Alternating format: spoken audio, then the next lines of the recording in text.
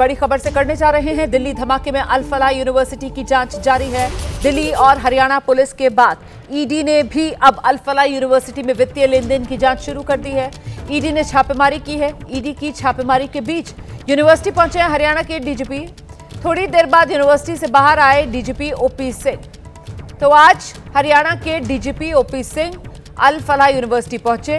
अल Falah university में जाकर उन्होंने खुद पड़ताल की और उसके बाद अल फलाह यूनिवर्सिटी से बाहर निकल आए हैं हरियाणा के डीजीपी ओपी सिंह। अल फलाह यूनिवर्सिटी आतंक के गढ़ के तौर पर फरीदाबाद के नक्शे पर उभरी है। ये वही यूनिवर्सिटी है जहां एक साथ काम कर रहे थे doctor Shaheen, doctor Umar, doctor Muzammil. Al Falah university से आतंक के तार और कैसे जुड़ रहे हैं? क्या आतंक को पालने पोसने के लिए अल फलाह यूनिवर्सिटी के जरिए फंडिंग की जाती थी, पैसे का लेन देन होता था? इसी की जांच में अब ईडी भी जुटी हुई है।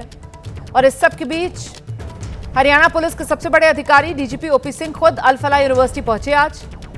वहां पर कुछ देर जांच पड़ताल करने के बाद ओपी सिंह अल फलाह यूनिवर्सिटी से अब निकल गए हैं। और इस जांच में क्या कुछ पाया गया है या फिर आगे के लिए किस तरीके के दिशा निर्देश उनकी तरफ से दिए गए हैं, इसको लेकर हम इंतजार कर रहे हैं। हमारे सहयोगी जुड़ेंगे तो और अपडेट्स हम आप तक पहुंचाएंगे। फिलहाल अल फलाह यूनिवर्सिटी आतंक का केंद्र बनकर उभरी है। सीधे आपको लेकर चलेंगे। हमारे साथ हमारे सहयोगी सुशील पांडे इस वक्त मौजूद हैं और जरा सुशील से ही जानते हैं। सुशील, एक तरफ अल फलाह यूनिवर्सिटी और उससे जुड़े कई ठिकाने जिसमें अल फलाह यूनिवर्सिटी का वो हेड ऑफिस जो दिल्ली ओखला में है वो भी शामिल है। वहां पर ईडी वाला एक्शन, ईडी की रेड देखी जा रही है। और दूसरी तरफ आज अल फलाह यूनिवर्सिटी कैंपस में हरियाणा के डीजीपी पहुंचते हैं। क्या जानकारी मिल रही है? देखिए रोमाना जी, 7 घंटे से भी ज़्यादा का समय बीत चुका है और अभी भी अगर आप तस्वीरों में देखिए तो किस तरह से जो ईडी की रेड है वो लगातार जारी है। और 7 घंटे यानी कि सुबह 5 बजे ईडी ने 25 लोकेशन पर एक साथ छापेमारी की थी। जो अल फलाह यूनिवर्सिटी के एडमिन ब्रांच से जुड़े हुए लोग हैं, जो मैनेजमेंट से जुड़े हुए लोग हैं, करीबी लोग हैं, उनके ठिकानों पर ये छापेमारी चल रही है। और ईडी की जो टीमें हैं, यानी कि 2 गाड़ियों में ईडी की जो टीमें हैं वो आई हैं। आपको ये गाड़ी दिख भी रही होगी। जो पैरामिलिट्री फोर्सेस है उनको तैनात किया गया है और ये छापेमारी लगातार चल रही है। अभी तक की जो जांच में सामने चीजें निकल कर आई हैं, उस जांच में रोमाना जी ये सामने निकल कर आया है कि जो ईडी के जांच अधिकारी हैं उन्होंने अल फलाह यूनिवर्सिटी के इसी एड्रेस पर 9 सेल कंपनियों को पाया है और उनके एड्रेस एक ही मोबाइल नंबर पर रजिस्टर्ड हैं। तो इन तमाम वित्तीय अनियमितताओं की जांच फिलहाल की जा रही है और ये भी देखा जा रहा है कि जो अल फलाह यूनिवर्सिटी को फंड दिए जा रहे थे या फंड उनको जो आ रहे थे वो कहां से आ रहे थे। सबसे बड़ी बात है कि कागजों में बहुत सारी कमियां पाई गई हैं, चाहे वो ईपीएफओ को लेकर हो, आईसीएससी को लेकर हो, यानी कि तमाम जो दस्तावेज हैं वो पूरी तरीके से सही नहीं पाए गए हैं, ऐसा हमारे सूत्रों से जानकारी मिली है। और लगातार जो रेड है वो चल रही है। दिल्ली का ये ओखला का हेड ऑफिस, जो अल फलाह यूनिवर्सिटी का हेड ऑफिस है, यहाँ पर रेड चल रही है। थोड़ी दूर पर शाहीन बाग में भी रेड चल रही है और कई ऐसे ठिकाने हैं जिस पर लगातार ईडी की रेड चल रही है। शुरुआत से ही अल फलाह यूनिवर्सिटी की जो तस्वीर थी वो संदिग्ध थी, क्योंकि सीधे तौर पर कई ऐसे बड़े नाम इसी यूनिवर्सिटी से जुड़कर निकले, जिसमें आदिल हो, साइना शहीद हो, मुजम्मिल हो, ये तमाम लोग उसी यूनिवर्सिटी से ताल्लुक़ रखते थे और तभी से फिलहाल ये यूनिवर्सिटी जांच के दायरे में है। लेकिन सबसे बड़ी बात ये है कि ईडी इस पूरे मामले में वित्तीय अनियमितताओं को लेकर जांच कर रही है। वहीं नैक और यूजीसी की तरफ से भी इस पूरे मामले में कार्रवाई की जा रही है कि जो नैक का सर्टिफिकेट है वो इन्होंने गलत तरीके से रोमाना जी रखा था। बिल्कुल, आप रहिए मेरे साथ सुशील, मैं लौटूंगी आपके पास। बड़ी महत्वपूर्ण जानकारियां हमारे सहयोगी सुशील पांडे दे रहे हैं। दरअसल अल फलाह यूनिवर्सिटी सवालों के घेरे में है। दिल्ली धमाके को लेकर ईडी ने अल फलाह यूनिवर्सिटी के खिलाफ अब ये जांच शुरू की है।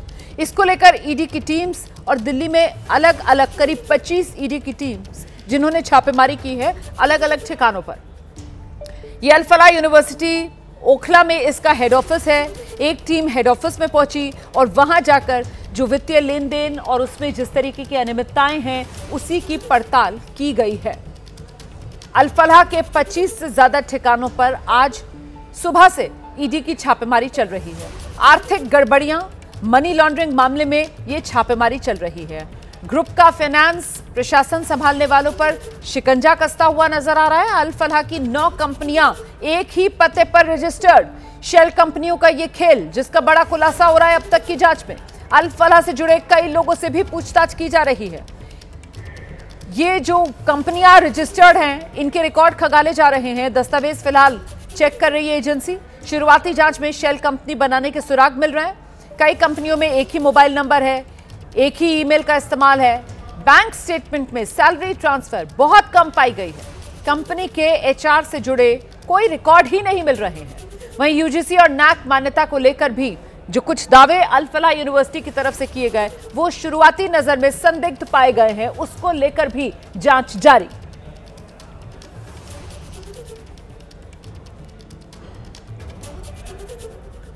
और इस सब के बीच अल फलाह यूनिवर्सिटी, जहां ईडी ने जांच शुरू कर दी है, कुछ और जानकारियां उसी से जुड़ी हुई जानिए आप कि आखिरकार ये अल फलाह यूनिवर्सिटी और शक क्यों बढ़ा।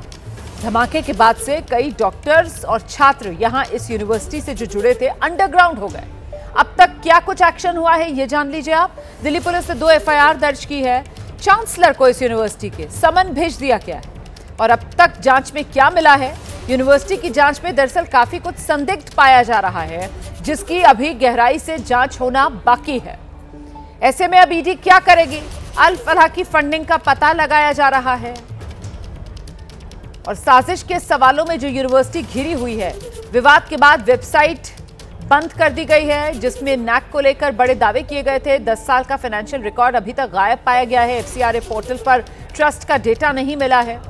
कैंपस में संदिग्ध ग्रुप सक्रिय होने की भी जानकारी सामने आई है। पहली बार मीडिया के सामने आए हैं जनसुराज के प्रशांत किशोर। क्या कह रहे हैं, सुनते हैं। उसका वादा एनडीए की सरकार ने किया है, नीतीश कुमार ने किया है, और 10-10 हजार रुपया बानगी के तौर पर, एडवांस के तौर पर उन महिलाओं को दिया है।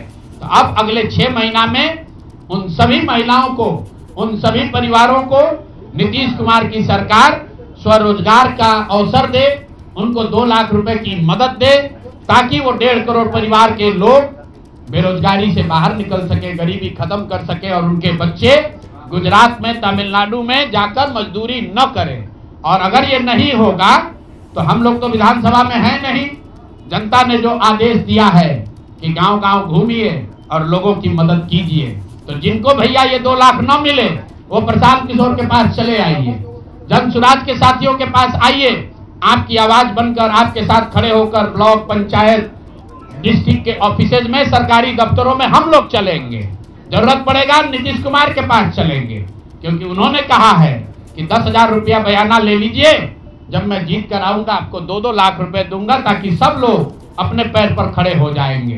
तो जनसुराज के लोग अब ब्लॉक में, और जिन लोगों ने, आपने सुना होगा सहारा में लोगों को कहा गया पैसा डबल हो जाएगा, सहारा के जिन लोगों ने एजेंट बनकर, समाज के कई लोगों ने सहारा में पैसा जमा कराया, सहारा वाले भाग गए तो लोग एजेंट को खोज रहे हैं। तो जो सरकारी अफसर नेतागिरी कर जिन लोगों ने किया है, सरकार की ओर से आश्वासन दिया है कि हम लोग आपको रोजगार देंगे, 2 लाख रुपया देंगे, जो जिन जीविका की दीदियों ने एक-एक महिला को जाकर समझाया है, बूथ पर बैठकर वोट दिलवाया है, सिंबल सिखाया है, क्रमांक संख्या बताया है, वो जीविका की दीदियों की जिम्मेवारी है कि जिनको आपने ये काम कराया है, जिनके बच्चों का भविष्य आपने 10,000 रुपया में आपने सौदा कराया है, उनको पैसा मिले। और अगर वो 2 लाख रुपया नहीं मिलेगा तो 6 महीने का समय है। 6 महीने के बाद हर वो व्यक्ति जिसको पैसा नहीं मिले, उसके लिए जनसुराज का, प्रशांत किशोर का दरवाजा खुला हुआ है। आप आइए, हम लोग आपकी आवाज बनेंगे, आपके साथ खड़े होंगे।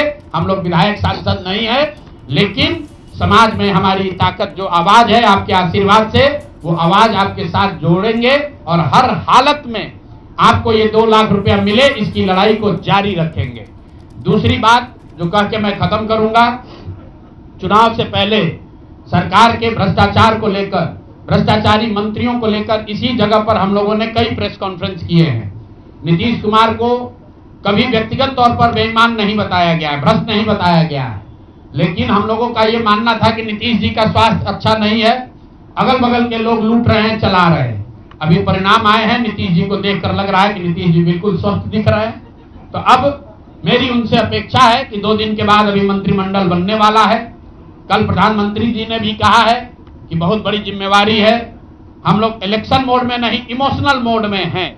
तो उसी इमोशनल मोड में मेरी आपसे अपेक्षा है कि भारतीय जनता पार्टी की लीडरशिप और नीतीश कुमार एक ऐसा स्वच्छ मंत्रिमंडल बनाएं जिसमें कोई दागी मंत्री न हो, कोई भ्रष्टाचारी न हो।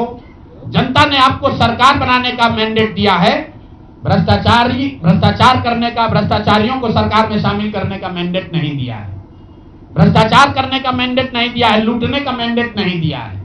तो मैंडेट, बिल्कुल मैंडेट का सम्मान है। जनता लोकतंत्र है, जनता मालिक है, जनता ने जिनको सत्ता में बैठाया है वो सत्ता में बैठे, लेकिन सत्ता में बैठकर लूटने का मैंडेट जनता ने नहीं दिया है। तो मेरी अपेक्षा है कि नीतीश जी, माननीय प्रधानमंत्री मोदी जी, अमित शाह जी, जिन्होंने बिहार की जनता को ये बताया है कि हम आपका विकास करेंगे, आपके बच्चे अब गुजरात नहीं जाएंगे मजदूरी करने, तो भाई अब आपकी जिम्मेवारी है ऐसा मंत्रिमंडल बनाइए ताकि बिहार के लोगों का पलायन बंद हो, यहाँ से बेरोजगारी खत्म हो, और जो पिछले 5 साल से लोग भ्रष्टाचार से जूझ रहे हैं वो आगे भ्रष्टाचार न हो। मेरी बात यहाँ खत्म हुई। अब आपके जो सवाल हैं वो आप सवाल कर सकते हैं। बहुत बहुत धन्यवाद।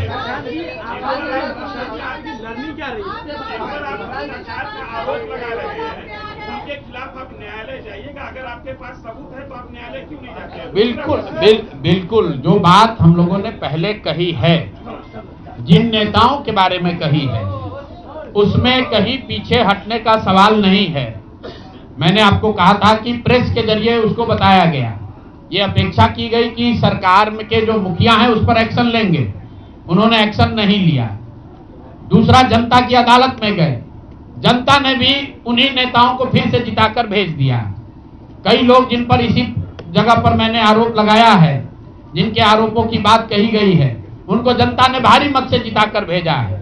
तो भाई अब जिम्मेवारी है सरकार के मुखिया के तौर पर नीतीश कुमार जी ये तय करें कि वो लोग सरकार के हिस्सा होंगे कि नहीं होंगे।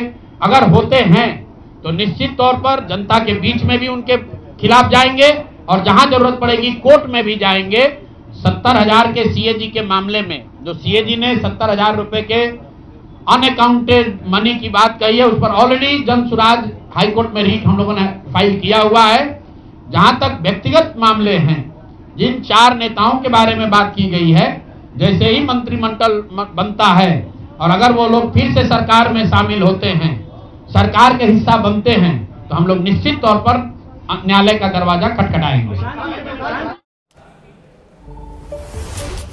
प्रशांत किशोर को आप सुन रहे थे। बिहार में हार मिलने के बाद कह रहे हैं हार की पूरी जिम्मेदारी लेता हूं, हम हारे हैं, कोई गुनाह नहीं हुआ है। और साथ ही अभी नई सरकार ने शपथ नहीं ली है, लेकिन प्रशांत किशोर ने नई सरकार की घेराबंदी अभी से शुरू कर दी है। 6 महीने का अल्टीमेटम देते हुए अगली सरकार को कि वो जो 2-2 लाख रुपए देने का वादा किया था ना, 10-10 हजार रुपए बयाना देकर, ये प्रशांत किशोर के शब्द हैं। कह रहे हैं 6 महीने में अगर वो 2-2 लाख रुपए बिहार की 1.5 करोड़ महिलाओं के खाते में नहीं पहुंचे तो फिर सड़क पर हम संघर्ष करेंगे उन परिवारों के लिए। बड़ी खबर छत्तीसगढ़ से आ रही है। छत्तीसगढ़ में सुरक्षा बल और नक्सलियों के बीच मुठभेड़ हुई है। ये इस वक्त की बड़ी खबर। बड़ी मुठभेड़ हुई है जिसमें कई इनामी नक्सली मारे गए हैं। महत्वपूर्ण बात यह है कि 1 करोड़ का इनामी नक्सली नाम हिडमा भी ढेर कर दिया गया है। हिडमा के साथ उसकी पत्नी राजे भी ढेर कर दी गई है। हिडमा की पत्नी राजे पर भी 40 लाख रुपए का इनाम था। पति पत्नी दोनों नक्सली, दोनों मोस्ट वांटेड नक्सली। पति पर 1 करोड़ का इनाम, पत्नी पर 40 लाख का इनाम। पति पत्नी दोनों को ढेर कर दिया गया है। इतना ही नहीं, इस मुठभेड़ में कुल 6 नक्सली मारे गए हैं। गृहमंत्री अमित शाह ने इस ऑपरेशन में शामिल टीम से भी बात की है। निर्धारित लक्ष्य 30 नवंबर से पहले ही हासिल कर लिया, ऑपरेशन पूरा कर लिया। इसी को लेकर गृहमंत्री की तरफ से भी इन वीर सपूतों को बधाई दी गई। तो ऑपरेशन में शामिल टीम से गृहमंत्री ने खुद बात की है। निर्धारित लक्ष्य जो 30 नवंबर तक का रखा गया था, उससे पहले ही, देखिए आज 18 नवंबर है और आज ही ये खबर सामने आ गई है कि कुख्यात नक्सली हिडमा 1 करोड़ का जिस पर इनाम था वो ढेर हो गया है। उसकी पत्नी राजे 40 लाख का जिस पर इनाम था वो ढेर हो गई है। कुल 6 नक्सली थे ये जो एक गिरोह में आगे बढ़ रहे थे, ये सभी ढेर हो गए हैं और ये बड़ी कामयाबी सुरक्षा एजेंसियों को मिली है। हम सीधे आपको लेकर चलेंगे। इस समय हमारे साथ हमारे सहयोगी अशोक नायडू मौजूद हैं। जरा जानते हैं अशोक से। अशोक, क्या जानकारी मिल रही है इस ऑपरेशन के बारे में? ये बड़ी सफलता है जो सुरक्षा बलों को मिली है। 1 करोड़ का इनामी हिडमा, 40 लाख की इनामी उसकी पत्नी राजे, सब ढेर। जी बिल्कुल, सूचना एकदम सही है। छत्तीसगढ़, तेलंगाना और आंध्र प्रदेश पुलिस के लिए काफी बड़ी उपलब्धि है। पिछले 2 दशकों से हिडमा जो 1 करोड़ का इनामी नक्सली है, उसके लगातार उसका तलाशी अभियान जारी थी और इसके बाद ये काफी बड़ी उपलब्धि हासिल हुई है। आज सुबह अल्लूरी सीतारमन जिला जो आंध्र प्रदेश के बॉर्डर पर है, यहाँ पर सुबह मुठभेड़ हुई। जो आंध्र प्रदेश की पुलिस है, ग्रैंड हाउस पुलिस है, उसके साथ मुठभेड़ हुई और लगभग 2 घंटे तक मुठभेड़ चली और 6 नक्सलियों को इस मुठभेड़ में जवानों ने मार गिराया है और हिडमा के मारे जाने की पूरी तरह से पुष्टि हो चुकी है। कोई सूचना मिली थी कि इस इलाके में इन नक्सलियों का मूवमेंट है या फिर ये यहाँ पर दुबक कर बैठे हुए हैं जिसके आधार पर इस ऑपरेशन को अंजाम दिया गया है? अशोक जी बिल्कुल, लगातार जो छत्तीसगढ़ की पुलिस है, आंध्र प्रदेश की पुलिस है, तेलंगाना की पुलिस है, ये लगातार सर्च ऑपरेशन चला रही थी और 2 दिन पहले से लगातार ये सूचना मिल रही थी कि हिडमा की मौजूदगी बॉर्डर पे हो सकती है, जिसके बाद पिछले 2 दिनों से इस ऑपरेशन को लॉन्च किया गया। बाकायदा इसके लिए करीब 200 जवानों को तैनात किया गया और लगातार जंगलों की खाक छानते रहे जवान और आखिरकार आज सुबह मुठभेड़ हुई। बाकायदा मुठभेड़ स्थल से 2 AK-47, इसके अलावा इंसास राइफल और कई अत्याधुनिक हथियार भी जवानों ने बरामद किए हैं। कुछ देर में बताया जा रहा है कि हिडमा की बॉडी को जो अल्लूरी सीताराम जिला है वहां मुख्यालय लाया जाएगा और उसके बाद आंध्र प्रदेश की पुलिस द्वारा प्रेस कॉन्फ्रेंस भी की जाएगी। तो इस जगह पर ये जितने नक्सली थे, इन सब को ढेर करने में कामयाबी मिली है या कुछ ऐसी खबरें भी मिल रही है कि कुछ भाग निकलने में भी कामयाब रहे हैं? अशोक जी बिल्कुल, जिस तरह से ये जानकारी मिल रही थी, जवानों की बड़ी संख्या में नक्सलियों की मौजूदगी है। हालांकि कुछ नक्सलियों की भागे जाने की भी पुष्टि जवानों ने की है। बताया जा रहा है कि लगातार जो जवान है, जैसे ही फोर्स पहुंची उसके बाद भागने के फिराक में थे, लेकिन जो हिडमा है वो पकड़ा में आया। उसके बाद मुठभेड़ में उसे ढेर कर दिया है। खास करके ये भी कहा जा सकता है क्योंकि हिडमा के साथ करीब 15 से 20 नक्सली गार्ड की तरह उसके साथ मौजूद रहते, उसकी सुरक्षा में मौजूद रहते हैं। जो मुठभेड़ हुई है, इस मुठभेड़ में जो हिडमा का 2 गार्ड है वो भी मारे गए हैं। इसके अलावा जो 40 लाख रुपए का इनामी नक्सली शंकर है वो भी इस मुठभेड़ में मार गिराया गया है। जी, और इस मुठभेड़ में जो कामयाबी मिली है उसके बाद क्या माना जाए, नक्सल के सफाई के या फिर यूं कहें कि नक्सल के संपूर्ण सफाई के कितने नजदीक अब हमारी एजेंसियां पहुंच गई हैं? अशोक जी बिल्कुल, काफी बड़ा नाम था। पूरे देश में हिडमा की चर्चा थी। इसे जो झीरम घाटी हमला 2013 में हुआ था, इस घटना का मास्टरमाइंड बताया जा रहा था। देश की पूरी निगाहें टिकी थी कि आखिर हिडमा कब मारा जाएगा और लगातार कुछ दिन पहले ही देश के गृह मंत्री ने बस्तर में दौरा भी किया और बाकायदा उन्होंने प्रेस को जो बयान भी दिया था कि जल्द से जल्द नक्सलियों का सफाया हो जाएगा, 26 मार्च तक सफाया हो जाएगा और हिडमा के मारे जाने की लगातार ऑपरेशन जारी किया गया था। लगातार जो IB की टीम है, इसके अलावा जो इंफॉर्मेशन जो मिल रही थी, उसके बाद बिहार में सरकार गठन को लेकर हलचल तेज हो गई है। दोपहर धर्मेंद्र प्रधान विशेष विमान से पटना जाएंगे, ये जानकारी मिल रही है। संजय झा, ललन सिंह समेत NDA के अन्य नेता भी दिल्ली से पटना के लिए उड़ान भरेंगे।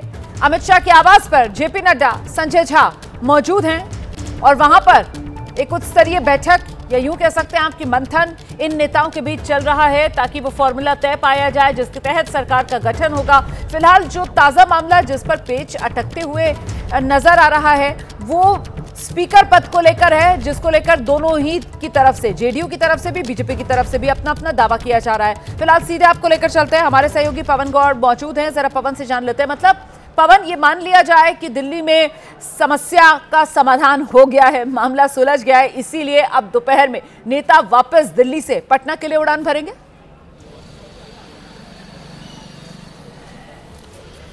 देखिए, जाहिर तौर पर दिल्ली जब कोई बात आ जाती है तो लगभग उसका समस्या का समाधान हो ही जाता है और ऐसे में जो JDU के दोनों जो टॉप के नेता हैं, ललन सिंह और संजय झा, वो दोनों गृह मंत्री अमित शाह के आवास पर मौजूद हैं।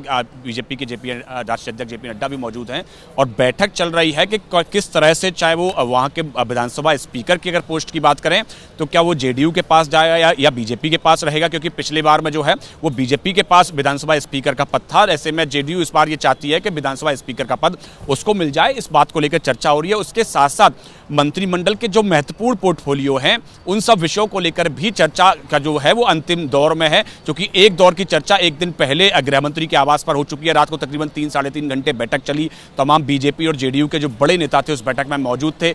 एक एक विषय को लेकर चर्चा हो गई, किस किस पार्टी को कितने कितने मंत्रिमंडल में जगह मिलेगी। उसके अलावा मोटा मोटी तौर पर यह भी तय हो गया था कि कौन कौन सा पोर्टफोलियो मिलने वाला है।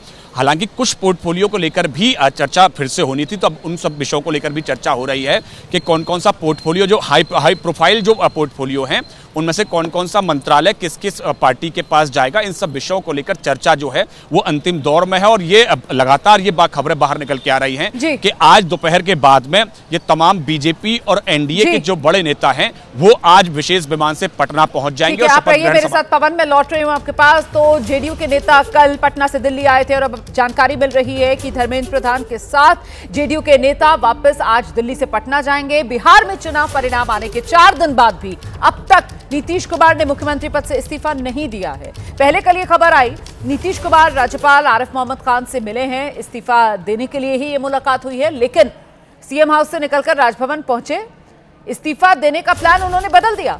नीतीश कुमार ने राज्यपाल को सिर्फ एक पत्र सौंपा जिसमें 19 नवंबर से 17वीं विधानसभा को भंग करने की सिफारिश की गई। नीतीश कुमार ने अब तक इस्तीफा नहीं दिया है। इस पर बिहार में एक अलग किस्म की सियासी खिचड़ी पक रही है। कयास लगाए जाने लगे हैं बीजेपी अंदर ही अंदर कुछ बड़ा खेला ना कर दे। सीएम का सुपर सस्पेंस इसीलिए नहीं रुक रहा क्योंकि बिहार बीजेपी के नेता नीतीश कुमार के नाम पर मोहर लगा रहे, लेकिन दिल्ली वाले नेता मौन हैं।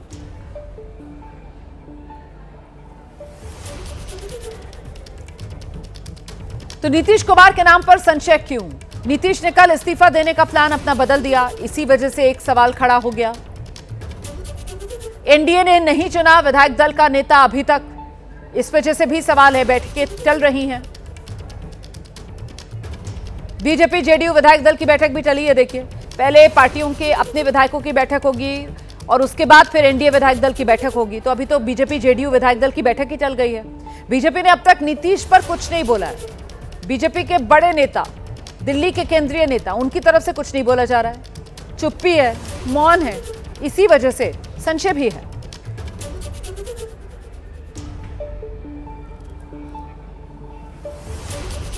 तो बीजेपी के 2 नेताओं के बयान मैं आपको सुनाने जा रही हूं। बिहार में प्रचंड विजय और शपथ ग्रहण की बात तो ये कर रहे हैं, लेकिन नीतीश कुमार का नाम किसी की जुबान पर नहीं आ रहा, इसी वजह से संशय गहराता जा रहा है। कल विधायक दल की बैठक है, उसके बाद फिर एनडीए के विधायक दल की बैठक होगी और 20 तारीख को शपथ ग्रहण समारोह गांधी मैदान में मनाया जाएगा और इसमें अपने यशस्वी दुनिया के लोकप्रिय नेता और यशस्वी प्रधानमंत्री श्री नरेंद्र मोदी जी का और उनके साथ साथ हमारे सभी भाजपा के वरिष्ठ नेता, विभिन्न प्रदेश के मुख्यमंत्री और उप मुख्यमंत्री और समाज के गणमान्य लोगों को भी उसमें आमंत्रित किया गया है। देखिए, बिहार ने पूरे देश के जो भी लोकतांत्रिक नीतिगत बातों को स्टडी करते हैं उनको एक बहुत बड़ा मैसेज दिया है कि जो काम करेगा, जो जनता का ख्याल रखेगा, जो ईमानदारी के रास्ते पे चलेगा, उसको जनता बार बार सरकार चलाने का मौका देगी। और जिस तरह से बिहार के बारे में समीक्षा हो रही थी पूरे देश में, बिहार ने उन सारी समीक्षा को एक तरफ कर दिया और जो संदेश है वो एक नई राजनीतिक संस्कृति का संदेश है। नमस्कार, स्वागत है आपका एबीपी न्यूज में। मैं अवधेश। बुलेटिन की शुरुआत करते हैं बड़ी खबर के साथ। इजराइल वाला 7 अक्टूबर प्लान कर रहे थे डॉक्टर, ये बड़ी खबर आ रही है। लेकिन इस बीच एक और बड़ी खबर है। दिल्ली कार धमाके से जुड़ी बड़ी खबर यह है कि जासिर बिलाल उर्फ दानिश की तस्वीर सामने आ गई है। आतंकी डॉक्टर उमर का बेहद अहम साथी दानिश है। ड्रोन बम, छोटे रॉकेट बनाने की तैयारी में दानिश जुटा हुआ था। जम्मू कश्मीर के श्रीनगर से एनआईए ने यह महत्वपूर्ण गिरफ्तारी की है। थोड़ी देर में दिल्ली के एनआईए कोर्ट में दानिश की पेशी की जाएगी। तो ये बड़ी खबर है और बड़ी कामयाबी मिली है सुरक्षा एजेंसियों को। दिल्ली कार धमाके से जुड़ी बड़ी खबर है। जासिर बिलाल उर्फ दानिश की तस्वीर सामने आ गई है। आतंकी डॉक्टर उमर का बेहद अहम साथी है दानिश। ड्रोन बम, छोटे रॉकेट बनाने की तैयारी में जुटा हुआ था। जम्मू कश्मीर के श्रीनगर से एनआईए ने इसे गिरफ्तार किया था और थोड़ी ही देर में दिल्ली में एनआईए कोर्ट में दानिश की पेशी की जाएगी। तो ये तस्वीर देखिए सामने आ गई है और यही जासिर बिलाल उर्फ दानिश है जिसकी तस्वीर सामने आई है, जिसे एनआईए ने जम्मू कश्मीर से गिरफ्तार किया था और थोड़ी देर में इसकी एनआईए कोर्ट में पेशी की जाएगी। तो ये तस्वीर सामने आई है। छोटे बम बनाने में माहिर है, जो छोटे ड्रोन बम हैं, जो रॉकेट हैं, उन्हें बनाने में माहिर है और ऐसे में ये गिरफ्तारी बड़ी महत्वपूर्ण है। जम्मू कश्मीर के श्रीनगर से एनआईए ने इसे गिरफ्तार किया था। थोड़ी देर में दिल्ली की एनआईए कोर्ट में दानिश को पेश किया जाएगा। तो दिल्ली धमाके से जुड़ी बड़ी खबर है और बड़ी खबर यह है कि मनोज हमारे साथ जुड़ गए, हमारे सहयोगी। मनोज, क्या जानकारी मिल रही है दानिश के बारे में?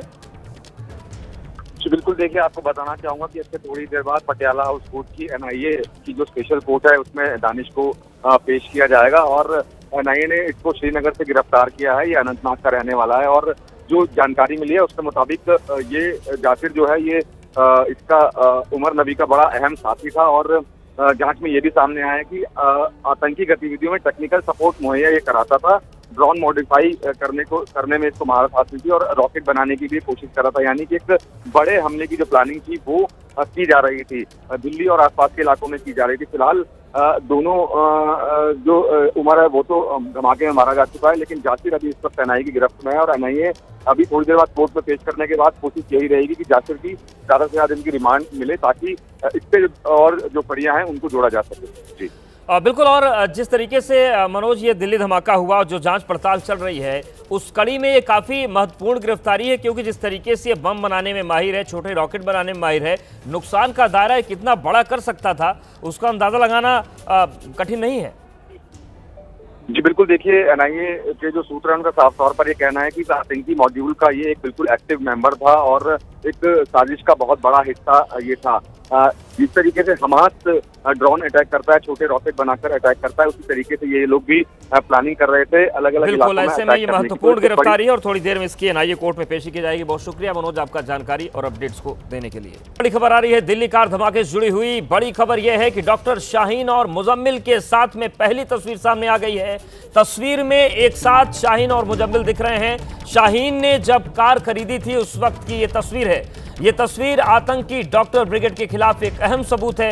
ये तस्वीर बताती है कि डॉक्टर शाहीन और डॉक्टर मुजम्मिल एक दूसरे को जानते थे, पहचानते थे और ये तस्वीर उस वक्त की है जब डॉक्टर शाहीन ने कार खरीदी, वो कार जिसके तार दिल्ली धमाके की साजिश से जुड़े पाए गए हैं। हमारे सहयोगी मनोज वर्मा जुड़ गए। मनोज, इस तस्वीर को लेकर क्या डिटेल्स मिल रही हैं? जी बिल्कुल, देखिए आपको बताना चाहूंगा ये तस्वीर उस वक्त की है जब डॉक्टर शाहीन ने ब्रेजा कार खरीदी थी और इस तस्वीर में आपको मुजम्मिल भी उसके साथ नजर आ रहा होगा। आपको बता दें कि इस पूरे मामले में अब तक 4 जो कार हैं वो रिकवर हो चुकी है। पहली कार डॉक्टर शाहीन के पास से ही बरामद हुई थी जिसके अंदर एजेंसीज को हथियारों का जखीरा मिला था और कारतूस मिले थे। दूसरी कार जो ब्लास्ट में यूज हुई थी वो i20 कार थी। इसके अलावा एक तीसरी कार की तलाश भी एजेंसीज को थी जो इको स्पोर्ट कार थी, वो भी बाद में एजेंसीज को फरीदाबाद से रिकवर हो गई। तो चौथी कार ये ब्रीजा कार थी जो यूनिवर्सिटी के अंदर खड़ी हुई मिली। तो 4 जो कारें थी वो अभी तक इस पूरे मामले में एजेंसीज बरामद कर चुकी है, लेकिन ये पहली तस्वीर है जो मुजम्मिल की और डॉक्टर शाहीन की साथ में आई है। एजेंसीज अब एक के बाद एक कड़ियों को जोड़ रही है और इस तरीके से तमाम जो सबूत हैं वो अब एजेंसीज को मिल रहे हैं। बिल्कुल। और मनोज, जिस तरीके से तस्वीर सामने आई है, ये तस्वीर कहां पर ली गई, क्या वो जगह लोकेट की जा सकी है और किस तरीके से तस्वीर आगे मदद करेगी जांच में? जी बिल्कुल, देखिए ये जो तस्वीर है ये फरीदाबाद की तस्वीर बताई जा रही है। फरीदाबाद से ही डॉक्टर शाहीन ने कार खरीदी थी और इसका जो रजिस्ट्रेशन एड्रेस था वो भी यूनिवर्सिटी के नाम से ही इसका रजिस्ट्रेशन एड्रेस था। फरीदाबाद से इस कार को खरीदा गया था। तो जो तस्वीर है, जो अभी तक जानकारी मिल रही है कि जो फरीदाबाद में कार शोरूम था उसके बाहर की ही ये तस्वीर है जिसमें डॉक्टर मुजम्मिल भी साफ तौर पर नजर आ रहा है। इसका मतलब ये साफ है कि जिस वक्त कार को खरीदा गया था उस वक्त शाहीन और डॉक्टर मुजम्मिल साथ में ही थे। एजेंसीज अब तमाम कड़ियों को जोड़ने में लगी हुई है। बिल्कुल। और मनोज, अल फलाह यूनिवर्सिटी भी जांच के दायरे में है। अमूमन कोई गाड़ी खरीदता है तो अपने पते पर खरीदता है, चाहे वो उसका स्थायी पता हो चाहे वो रेंट का हो। और आप बता रहे हैं कि अभी तक जो जानकारी मिल रही है विश्वविद्यालय के पते पर ही कार खरीदी गई थी। जी बिल्कुल, विश्वविद्यालय के पते पर ही कार खरीदी गई थी और जब रिकवरी हुई है इस कार की तो भी ये कार जो थी वहीं विश्वविद्यालय के अंदर ही खड़ी हुई पाई गई है। अभी इस वक्त की अगर बात करें तो सुबह से जो ईडी की रेड है वो भी लगातार चल रही है, चाहे वो अल्फला यूनिवर्सिटी का जो हेड ऑफिस है ओखला में वहां पर हो या फिर फरीदाबाद हो। करीब 25 लोकेशन पर ईडी की जो रेड्स हैं वो चल रही हैं और ईडी अब ये जानना चाहती है कि क्या कहीं बाहर से तो फंडिंग नहीं हो रही थी इस यूनिवर्सिटी को। तो तमाम जो एजेंसीज हैं वो इस इन्वेस्टिगेशन में लगी हुई है। एनआईए जहां एक तरफ ब्लास्ट की जांच कर रही है तो वहीं ईडी जो है इस मामले में मनी लॉन्ड्रिंग के तहत जांच कर रही है। बिल्कुल, और देखिए मनोज, ये दो तस्वीर इस वक्त दिखा रहे हैं और ये वही ब्रीजा है जो डॉक्टर शाहीन ने ली थी। मुजम्मिल भी साथ में नजर आ रहा है और ये जो तस्वीर सामने आई है इससे कनेक्शन स्थापित हुआ है कि एक दूसरे को जानते थे, पहचानते थे, संपर्क में थे। और जो कार खरीदी गई उस वक्त की तस्वीर और उस कार की भी तस्वीर हम आपको दिखा रहे हैं जो अल फलाह यूनिवर्सिटी से बरामद की गई है। ये तस्वीरें सामने आई हैं और मनोज, इसीलिए लगातार अल फलाह यूनिवर्सिटी जो है वो सवालों के घेरे में है और जांच जैसे जैसे आगे बढ़ रही है हर तार वहीं पर जाकर जुड़ते हैं, वहीं पर जाकर कनेक्शन जुड़ता हुआ नजर आता है। जी बिल्कुल, देखिए अल फलाह यूनिवर्सिटी एकदम सवालों के घेरे में है क्योंकि अल फलाह यूनिवर्सिटी के जो डॉक्टर्स हैं वो इस कॉन्स्पिरेसी में शामिल पाए गए हैं, मॉड्यूल का हिस्सा पाए गए हैं। इस मामले में मुजम्मिल की गिरफ्तारी हुई, आदिल की गिरफ्तारी हुई, डॉक्टर शाहीन की गिरफ्तारी हुई। बिल्कुल, और उसके बाद से लगातार कनेक्शन सामने आते जा रहे हैं। बहुत शुक्रिया मनोज आपका जानकारी और अपडेट्स को देने के लिए।